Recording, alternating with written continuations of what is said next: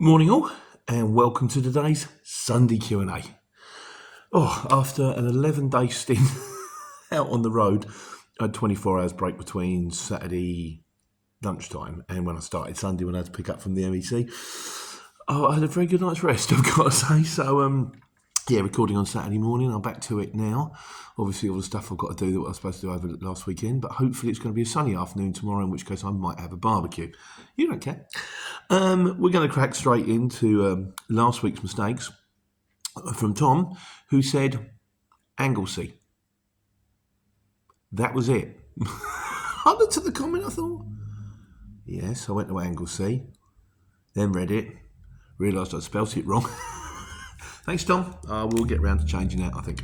Right, so the main video this week was minimum price. And we'll start with my mate David Chris, the taxi driver. He said it's a race to the bottom while you are arguing, bickering and squabbling like children. I can't help thinking there's a young ones link in there. They, whoever they are winning. There's plenty of those. This is one of his favourite phrases, which I use all the time. There's plenty of work for those who work for nothing. Absolutely. Don't work for nothing. Leachy says, I don't really mind the bidding part. If someone chooses to put a higher or lower bid, then that's okay. What I don't like is the co-loading, which is a big problem. I think that some people, you're not allowed to co-load on CX unless you ask specifically, but I think some people do it and just try not to get caught. And of course, if you can get 2 or 3 jobs in the same vehicle, then you're going to make a lot more money. In my experience, though, it takes an awful lot more time, and you do end up having, in the 1 or 2 times that I have done it over my career, you get people on the phone going, where are you? Well, I've got you on a tracker. You don't appear to be in the right place, so, well, I don't do it. If you guys do, up to you, innit? Daz said, he said, I've never had a problem with the co-loading. It's my van, and I'll carry who I want. And if it's a good consignment, if the consignor, I don't even know what it means. I presume he means the sort of the shipper has a problem with it. They can always pay my charter rates. I did, however, take offence at an agent who thought he owned me in my van, though I was only charging backload prices. Very often they do not stipulate any conditions beforehand, like time deliveries or even the description of goods to be collected as required by law. I did wonder this. Because you don't know what you're carrying all the time. You could be carrying anything. You could be carrying raving illegal stuff. Someone goes, here's a box. Here's a box of white powder. Take it to Heathrow Airport. And you get pulled over. And, I didn't know what was in the box. And we all do it. Now, apparently it's required by law that they should stipulate. Wise guys, what's the score with that? Let's discuss that one next week. I think Daz raises a good point there. JD Hammer says, I'm fairly new to the exchange. I found jobs go between 60 and 70p per mile with a small van, which is fine if you're co-loading, but as a solo driver, it's pretty hard. Yeah, I can imagine it would be. Again, I don't know. We don't run small vans. I know some people out there are saying they can get £1, £1.10 a mile, and some people are going, it's horrific. Once again, you guys, if you're doing it, comment and I'll pass it on. But back in the day when I started, it was like 60, 65p a mile for a small van, and things have gone up considerably. Costs have gone up considerably since then. The price of vans, particularly, I see them on forecourts now, and they're like doubled. So yeah, but again, the co-loading thing, not really allowed to do it. So Cole says, the only people making money are the posters and the Courier Exchange. The couriers like ourselves make peanuts moving their goods and paying subscription fees. Quite possibly true, Cole. Android Lloyd said, I wouldn't advise anybody to join the Courier Exchange. Don't do it, you'll be sorry. The thing is, we get that thing, we'll come back to this point later on. For a long time, everyone's kind of said, when I started, everyone said it's oversubscribed and you won't make any money on it. And then one of the guys I was talking to said, well, I think 5 years ago it was oversubscribed, you won't make any money on it. It strikes me that everybody at any stage they join go, it was good 5 years ago, but it's not anymore. And in 5 years' time, people will say, it was good 5 years ago, but it's not anymore. That's what they say. Whether you make it or you don't make it, up to you. I don't tell anybody, you do it, don't do it. All I do is I pass on everybody else's comments. You read between the lines. You decide what you want to do. If you're on it, you're not happy, leave. If you fancy getting on it, listen to the comments, join, don't join. Tidy up to you. Makes no difference to me. If you join, good luck. If you don't, I hope you're happy what you do something else. Peter Franklin says, So I like your videos, Pete, but I disagree. This is to do with should there be a minimum price on the Courier Exchange. If drivers are to have a reasonable quality of life, then they need a minimum price per mile for the size of van to run in conjunction with the bidding system. I used to work with an old Jewish fella 30 years ago, and he told me no job is worth doing unless there's an angle, and he was right.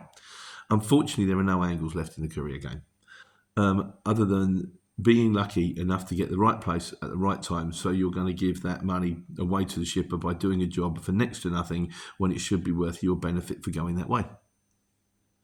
Absolutely. I think the problem you got, Peter, is if you happen to have a job, say for example, you are super lucky, you end up in Southampton and a job comes up going from Southampton to Luton, and you think, brilliant, that's going to take me all the way home, but you put in the right money bid, and then you lose it. You kind of think, oh, if only I'd gone a little bit cheaper. Now I'm going to have to drive home empty, or I'm going to have to go somewhere out of my way to pick a job, which is going to drop somewhere out of my way, dead miles to pick it up, dead miles back. That's the dilemma. End of the day, you're right, though. You know, Brian, who was, my mate of mine's dad, he turned around and he always said, I always said, the rule is my price or no price. You pay the price, that's it, like, you know. But you work it your way. I don't presume to tell anybody else how to do things. You do you. The main name guy says Couriers should build an equivalent to the Courier Exchange, which would be easy enough to do. You know, a return load website should be fixed load prices, price slightly above the going rates, liveried vehicles and uniforms, newest electric vehicles only, provide a platform for free and taking the operator's costs from ad dollars, which you would get from Facebook and YouTube, a method which works, and a website to charge 10% commission per load. It won't be me doing it. I did have an idea for an app. I think it's a brilliant idea. Spoke to my mate about it. He says it costs now 20 grand to get an app off the floor because it stops all the nonsense apps coming out there. Otherwise, there's millions of them, and I will not be doing that. Besides, I've got no expertise. If anybody knows anything about building apps and they fancy going, I've got a really good idea, get in contact with me. I'll tell you what it is. If you build it, give me a drink. Right. So that's the end of. Should there be a minimum price? I'm sure we'll come back to it time and time again, and we're going to be discussing the Courier Exchange. Is it any good later on in another point? But before we go on, Anglesey, spelt without an A. Well, not the one at the beginning, the other A, spelt with one A. Paula Holdfield said, "Don't forget your passport." Yeah, I think I'm going across the bridge as well. I was in Scotland this week, so again, it's the my job. My job constantly takes me to other countries, albeit Wales and Scotland. They're not exactly. It's not like New Mexico or sort of Australia. It's not that exotic. They're just other countries. Although, as my mate's wife turned around, I said because she said she's a buyer. She's flying out to Tokyo and flying out to China. And I remember saying to her, I said, it sounds like, she says, yeah, I hate it, I'm away from the kids. And I went, it sounds like quite a glamorous lifestyle, Joe. She said, Peter, when was the last time you felt glamorous when you got off a plane? And I went, yeah, good point. So, Anglesey. 35. Yeah, Paul Oldfield, don't forget your passport. London Creative Nick's kind enough to give me more comments. He said, because I'm doing L cuts and J cuts now. He said, yeah, nice shot. So you've got the L cuts and J cuts. The next thing is ramp ups and jump cuts. I think the jump cuts are to stop the unloading and loading bit slow, make that a bit shorter, so it's a bit less dull. I'm not quite sure what ramp ups are, Nick. I'm going to have to look at it. If you have, by the way, he's got his own channel, London Creative. He does crazy things in London and builds stuff. If you get the chance, please look him up. Do you link? He's right, so jump cuts. He said to make things like unloading the pallet snappier and more dramatic with you're snapping up taut liners. You show the first two clips and then cut to the movement so it would appear to pop from one to the next, boom, boom, boom, all done. I shall take that on board, Nick, and I shall give it a go. And finally, on Anglesey, Sir Beard of the Shire says keep the wheels spinning and the beavers grinning. I didn't see any beavers. I was near the water, but it was seawater. Didn't see any beavers. I assume you are referring to the flat-tailed animal and not the one, presumably, that's mentioned in the famous song by Pop Elite itself, Beaver Patrol, which I used to Play quite loudly as an 18-year-old boy. Clearly, obviously, that would be what it is. Right, the wise guys. Daz. Now, I did one a little while ago on, I think it was on Driver's Time. If I can, I'll do you a link. And it's to do with, I'm not quite sure, but he says, I've taken the tachograph out at night and in the morning put another in legally. The tachograph or discard or digicard is your record of work. Therefore, if you leave the vehicle for whatever reason, you must take the card or chart out of the vehicle. It is no longer under your control and this applies anywhere in the world. If you want to get a taxi to somewhere else for the night or even home, that is entirely up to you. I can't remember what the video said, so I'm not quite sure what I said that was wrong, but chances are most things I do say are wrong or at least largely erroneous, so please take them with a pinch of salt. He said further, the regulations stipulate that you'll be given extra time to move the vehicle to a place of safety. As happened to me when... Oh, yes, it's interesting, this, yeah. He said, as happened to me when a tyre burst on the hard shoulder of the M40 and I had to await assistance and repair. You're not allowed to overnight on the hard shoulder, true. So you're allowed to move the vehicle to a place of safety, which includes a place where you can get refreshments and food and toilet, even if this means going over your driver's working rules. And that is a very useful thing. I had a bit of a nightmare on Friday, and I got stuck in the roadworks at the A1. Anyone else had this? I got stuck in the roadworks at the A1. And then I still got out on my time. I'm still under me 4.5 hours. Pulled into the first petrol station that said services. And I'm going south, by the way. And it's all, no trucks, £300 fine, CCTV, you can't stop here. It says services. It wasn't services, it's a petrol station. I don't class that as services. And then so I still made it to the next one. Same again. No stopping. It was like a mobile home site down there. I was like, no stopping, no, you can't stop here, no trucks. I'm like, oh, God. And then I'm driving. I went over. I kept looking up, thinking, should I pull off here? But I don't know where that goes. And then eventually I did make it to the next services, which did have toilets and stuff like that. But I think it must have been like another 19 minutes. And normally you go 1 or 2 over. Yeah, 19 is a bit much. So we'll have a chat about the transport manager about that. But I've written it all down, done a print out. I'll have to talk to him. Is that all of that? Yeah, that's all of that. So now we're on to trucks. Paul Usherwood said he's been driving a Class 1 for 40 years, just realised it's not for me. Paul, will you be jumping into a small van? I think we did a video on that one. I'll try and get you a link on that. And Jim on the Run said, don't you just hate the sound the DEF makes? To be honest with you, I've never even noticed.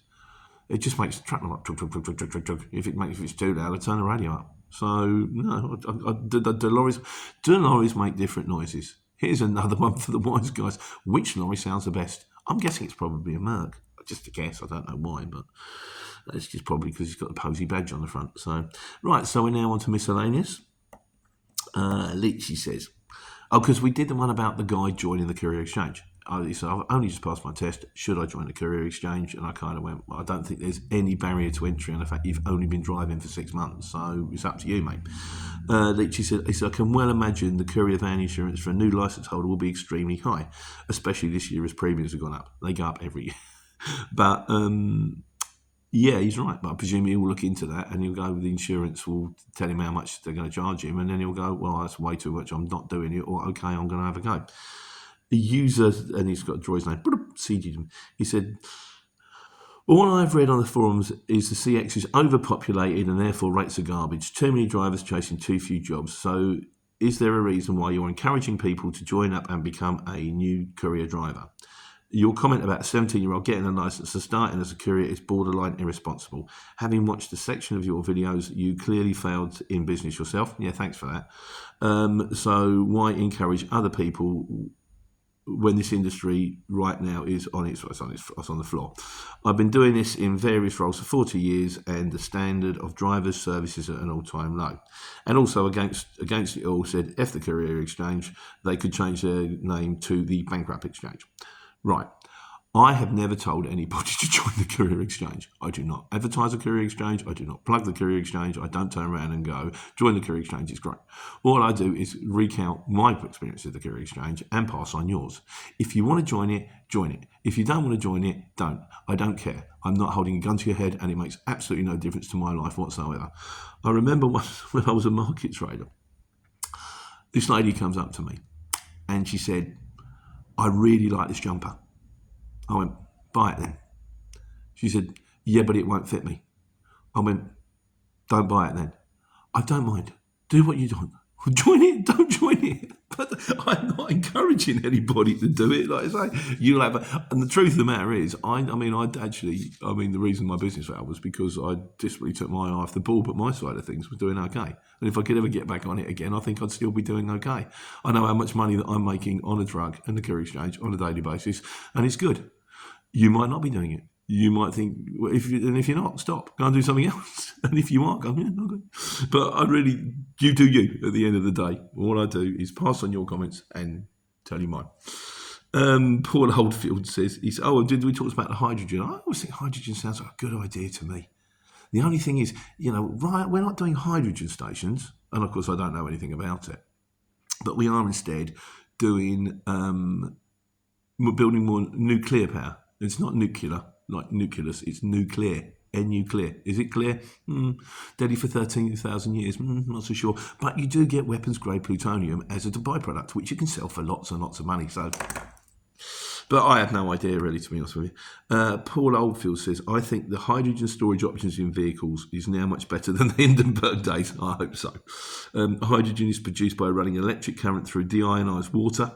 That's the basis. So what would happen is hydrogen stations, similar to a petrol station, would charge your medium car for a range of 350 to 400 miles, which takes around 5 to 8 minutes, which is a lot better than the electric charges. And the only waste from H2 is H2O from your exhaust. It sounds good to me, but I know very little about it, and chances are I probably won't get to look into it either. Domain name guy says, I wouldn't have gas in my vehicle, because he said I wouldn't have gas in my vehicle, which is why I chose not to cook when I lived in a car, because I would have to keep camping gas in the car in a hot car park for 12 hours in the summer, which is probably sitting in a bomb, isn't it? You can only have you only have to keep a deodorant can in the glove compartment all day in hot weather, and the deodorant can is so hot, it turns into a grenade. Fair enough. He also says, I was talking about tipping at RDCs, how to get tipped in RDC quicker. And I think this is it's a good point. He said, how to get tipped quick at an RDC distribution warehouse is only to deliver a full vehicle load of one product, i.e. just Coca-Cola or just make beans from the supplier of that RDC. So if you have like multiple cases or multiple brands, then they've got to go through each one of them, and it takes an awful lot longer. And so if you want a fast tip, there's a tip for you, just to deliver a single product. And finally, in conclusion this week, London creative, my mate Nick, says, when are you going to retire and go back to uni and get your Diana Ross 3rd degree? I quite like that.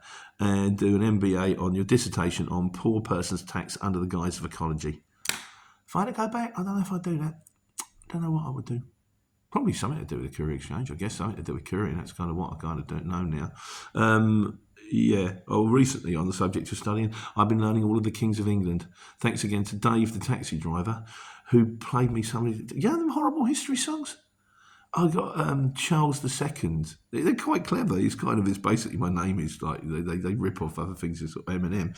And then there's one called the Monarch Song. So I set about learning the Monarch Song and have learned all of the Kings. All of the kingdoms since William the Conqueror. Why? I don't know. I think it's just because when I sit there sometimes in conversation, we're talking, which Charles was that? Which one? What happened to him? There you know. All histories, thanks very much. Gives me something to do when I'm on the road. Right, so that's Q&A for another day. Look at that. I look like a news reporter. I think I'll bring that in every week. That's kind of cool. That's draws that to an end. Have a wonderful weekend. I hope the sun shines for you, and take care. Take care.